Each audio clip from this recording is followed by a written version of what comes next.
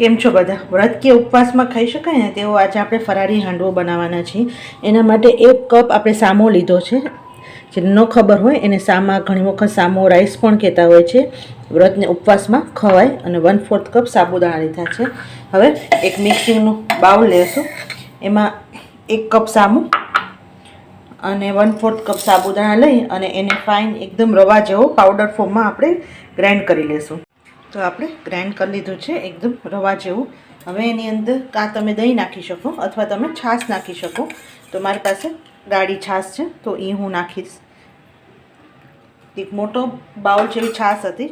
તમે દહીં લો તો એક નાનો કપ તમારે દહીં લેવાનો છે અને એને સરસ આવી રીતે મિક્સ કરી દેવાનું છે. આ ઇન્સ્ટન્ટ હાંડવો બનશે. તો તમને ફરાળમાં તમારે લેવું હોય ને તો બહુ ઝાઝી મહેનત નહીં કરવી પડે. હવે એની અંદર થોડુંક પાણી નાખશું.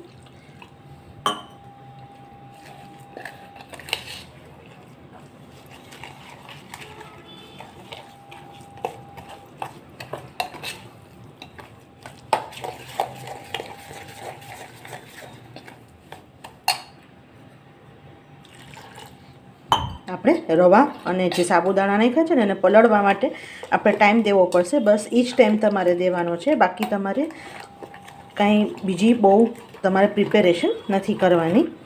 જો તમને હજી બહુ જાડું લાગતું હોય ને તો આવી રીતે ફરીથી પલાળી અને ફરીથી એક વખત ગ્રાઇન્ડ તમે કરી શકો. તો એકદમ પાછું હજી સ્મૂથ બેટર થઈ જશે. હવે આને આપણે 15 થી 20 મિનિટ અત્યારે આપણે આટલું રાખીએ. પછી જરૂર જણાશે ને અને એવું લાગશે કે બધું પાણી શોષી લીધું છે તો આપણે ફરીથી પાણી નાખીને એડજસ્ટ કરી શકશું. તો આપણને 20 મિનિટ આપણે રેસ્ટમાં આપશું.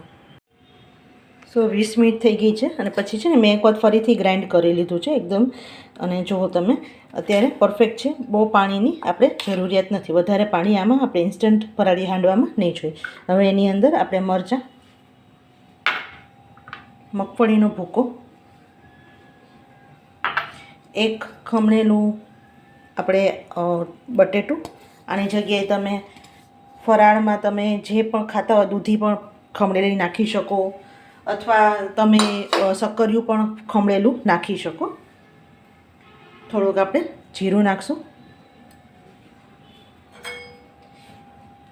મીઠું નાખશું અને બધી વસ્તુને સરસ હલાવી લેશું. જ્યારે તમારે હાંડવો બનાવવો હોય ત્યારે જ તમારે બધી વસ્તુ નાખવાની રહેશે. અને આ ઇન્સ્ટન્ટ છે. જો આ ટાઈમે એક વખત મીઠું તમારે ટેસ્ટ કરી લેવું. ખાવામાં એકદમ ક્રિસ્પી અને બહુ જ સરસ લાગે છે. અને લાસ્ટમાં હવે આપણે ખાવાનો સોડા નાખશું. તમારી પાસે ઈનો હોય તો ઈનો પણ નાખી શકો અને એને સરસ હલાવી લેવાનું એક સરખું, જેથી બધી જગ્યાએ સોડા એક સરખું પહોંચે.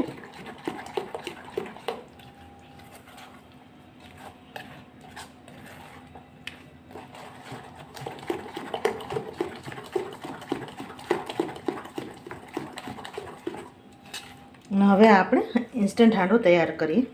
એક પેન લીધું છે. તમારી પાસે જે પણ પેન હોય નાનું મોટું પેન લઈ લેવાનું. અત્યારે હું ઘીમાં બનાવું છું. તમારે તેલમાં બનાવવું હોય તો તેલમાં પણ બનાવી શકો. પણ થોડુંક આપણે આજે ફરાળી તમે લેતા હોય તો થોડુંક તમને શક્તિ અને તાકાત મળે એટલા માટે આપણે ઘીમાં પણ બનાવી, તેલમાં બનાવી, જેમાં તમારે બનાવી શકો.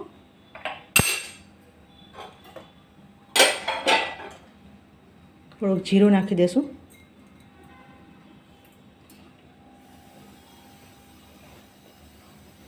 અને એકદમ આપણે નાના અને પતલા સરસ બનાવશું, જેથી ખાવામાં ક્રિસ્પી અને અંદરથી એકદમ ચડી ગયેલા અને ફટાફટ બની જાય. તમને જ્યારે આપણે ફરાળ કરવાનું હોય ત્યારે આપણે ઘણા બધા આપણે તપશ્ચર્યા કરતી હોય તો સાથે સાથે આપણે ધર્મ પણ કરતા હોય તો જ્યારે આવું ઇઝી તમને ખાવાનું ફરાળમાં મળી જાય અને પ્લસ હેલ્ધી અને ટેસ્ટી હોય તો ફટાફટ તમે બનાવી શકો. સાથે તલ, તમે જો તલ ફરાળમાં ન ખાતા હોય તો તમે અવોઇડ પણ કરી શકો છો.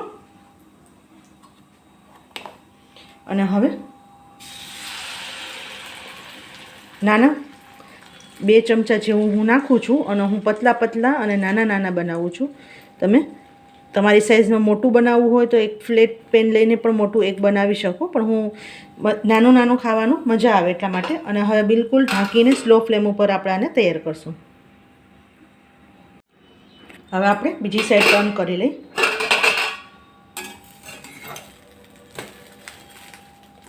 અને એને પણ સરસ મીડિયમ એકદમ સ્લો ફ્લેમ ઉપર સરસ થવા દેશું. તો આપણે બીજી સાઈડ પણ થઈ ગયું હશે અને આપણે પછી એને નીકાળી લઈએ આવી રીતે. અને તમે આ બધા બનાવી અને એકદમ ગરમા ગરમ તમે સર્વ કરી શકશો. ત્યાં છે આપણો ફરારી હાંડવો. એને આપણે દહીંવાળી ચટણી સાથે સર્વ કરવાની. ગ્રીન દહીંવાળી આપણે ચટણી બનાવી, ફરારી ચટણી.